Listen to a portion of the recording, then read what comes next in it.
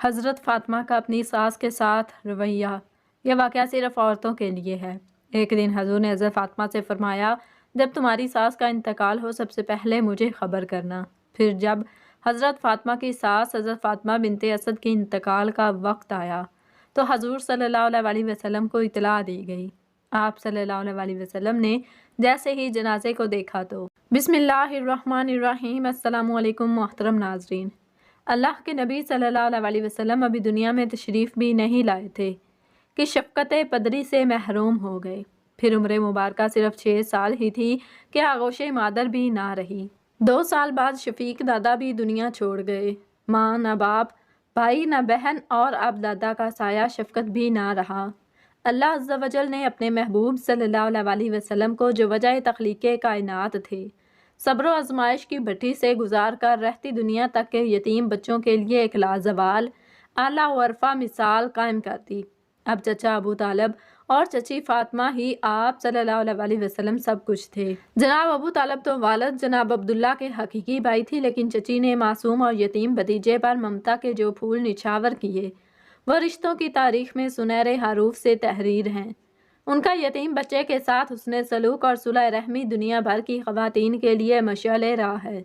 آج ایک ایسے معاشرے میں کہ جہاں دین سے دوری کی وجہ سے رشتوں کا تقدس معدوم ہوتا جا رہا ہے، وہاں یتیم بچوں کے ساتھ ناروا سلوک نے پھپھی، چچی، خالہ اور ستیلی ماں جیسے ماں بدل پاکیزہ رشتوں کی روح بھی پامال کر دی ہے۔ یہی وجہ ہے کہ صحابیات کی سیرت کے مطالعے کی جتنی ضرورت آج ہے کبھی نہ تھی۔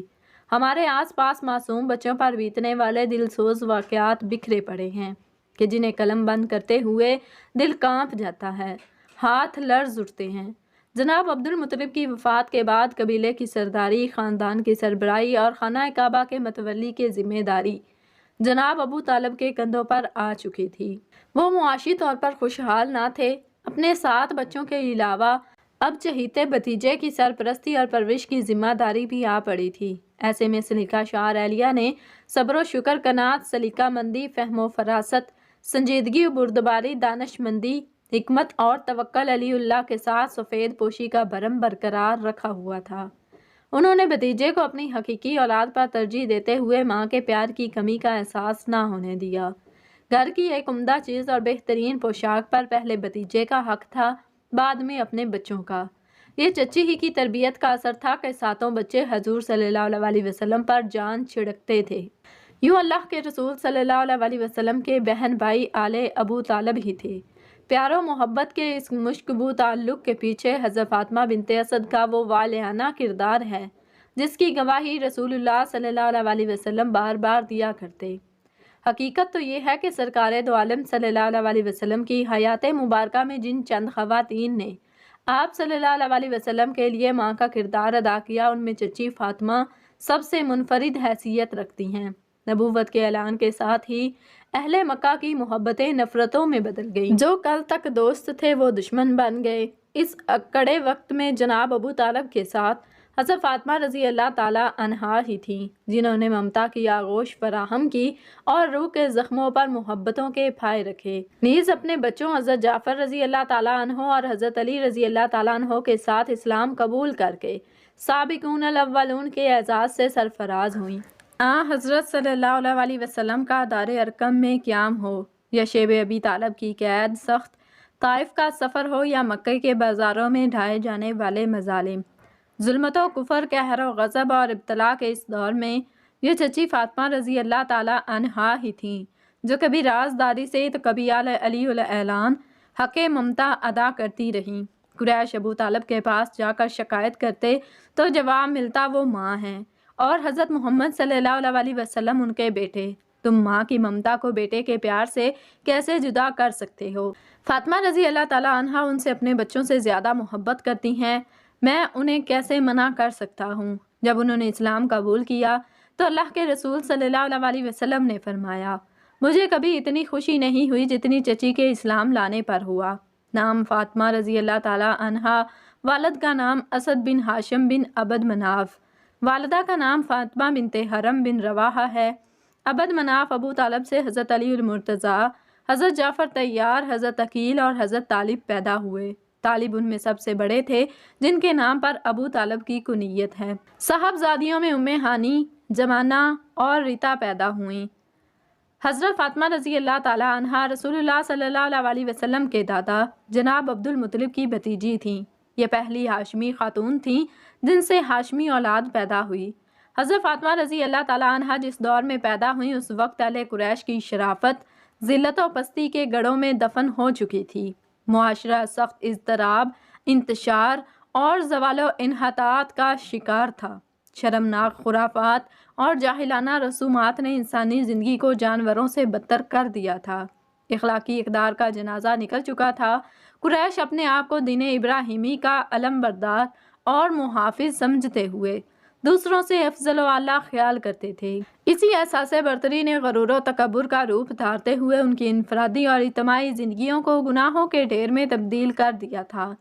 عالم یہ تھا کہ ماں، بہن، بیٹی اور بیوی کے مقدس ترین رشتے بھی پامال ہو رہے تھے، یہاں تک کہ اپنی نوزائیدہ بچیوں کو زندہ دفن کر دینا فخر کی بات سمجھی جاتی اور اس کے قصے محافل میں بیان کیے جاتے۔ ویسے تو اہل قریش شریعت ابراہیمی سے کوسوں دور تھے، البتہ خاندان بنو ہاشم کی اکثریت دین ابراہیمی کی ہی پیروکار تھی۔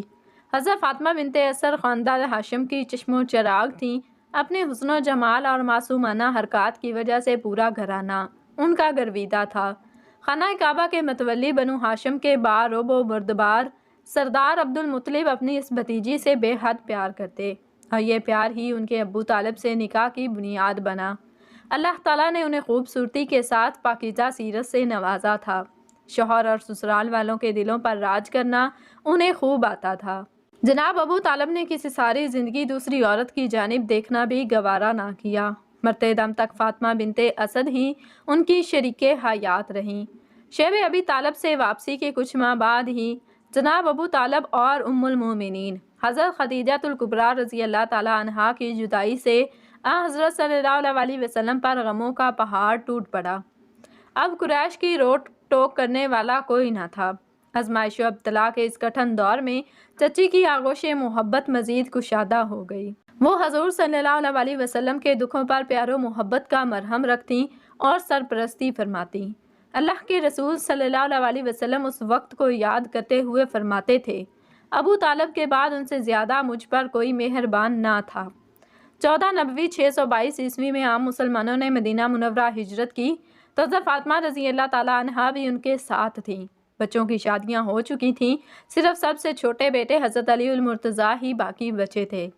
ضعیف والدہ کی خواہش تھی کہ مرنے سے پہلے چہیتے بیٹے کا بھی گھر بس جائے۔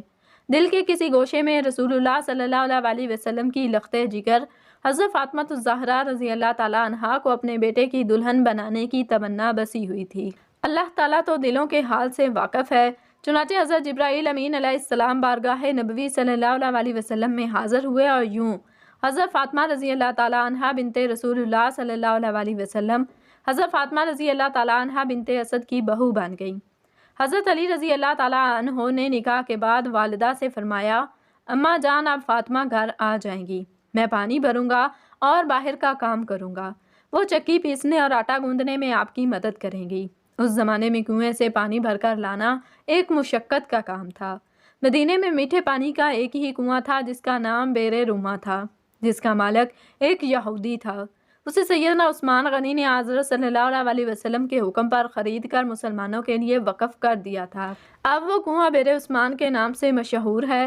رسول اللہ صلی اللہ علیہ وسلم اکثر اپنی ضعیف چچی کے گھر تشریف لے جاتے، وہاں آرام فرماتے اور ان کی ضروریات کا خیال رکھتے۔ 5 ہجری 627 عیسوی میں نبی کریم صلی اللہ علیہ وسلم کی جلیل القدر چچی حضرت فاطمہ رضی اللہ تعالی عنہا نے وفات پائی۔ اللہ کے رسول صلی اللہ علیہ وسلم نے حضرت ابو ایوب انصاری اور چند دیگر صحابہ کو جنت البقیع میں قبر کھودنے پر مامور فرمایا، جبکہ لحد اپنے ہاتھوں سے تیار کی اور قبر میں لیٹ کر معائنہ فرمایا۔ ان کی کفن کے لیے اپنی قمیض دی۔ صحابہ کرام نے اس کی وجہ پوچھی تو فرمایا، ابو طالب کے بعد ان سے زیادہ میرے ساتھ حسن سلوک کسی نے نہیں کیا۔ اس بنا پر میں نے انہیں اپنی قمیض پہنائی کہ جنت میں ان کو صلہ ملے اور قبر میں لیٹ گیا کہ قبر کی سختی میں کمی ہو۔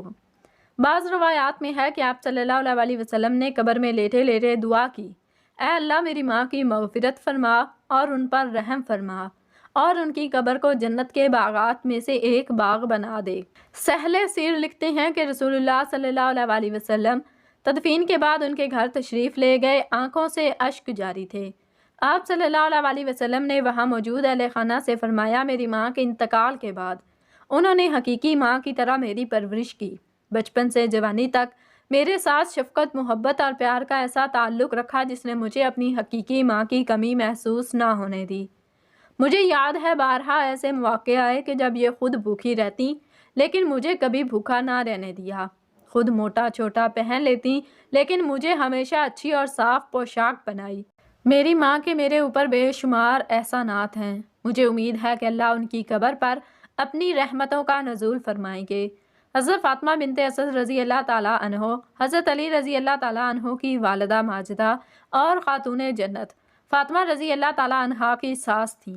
سیدہ فاطمہ رضی اللہ تعالیٰ عنہ نے اپنی ساس فاطمہ بنت اسد رضی اللہ تعالیٰ عنہ کی خدمت کر کے دنیا میں ایک مثال قائم کی اور ثابت کیا کہ بہو ساس کے تعلقات اس طرح کے ہوتے ہیں۔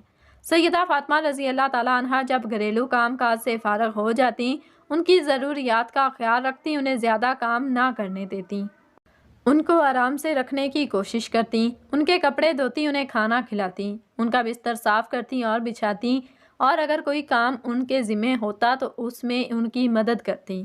ان کی ساس فرماتی ہیں کہ فاطمہ رضی اللہ تعالیٰ عنہا نے جس قدر خدمت میری کی ہے اتنی خدمت شاید کسی بہو نے اپنی ساس کی ہو۔ میری بہو جو حضور کریم صلی اللہ علیہ وسلم کی بیٹی ہے، مجسمہ محبت ہے، بے حد خدمت گزار ہے اور مجھے حقیقی ماں کی طرح جانتی ہے۔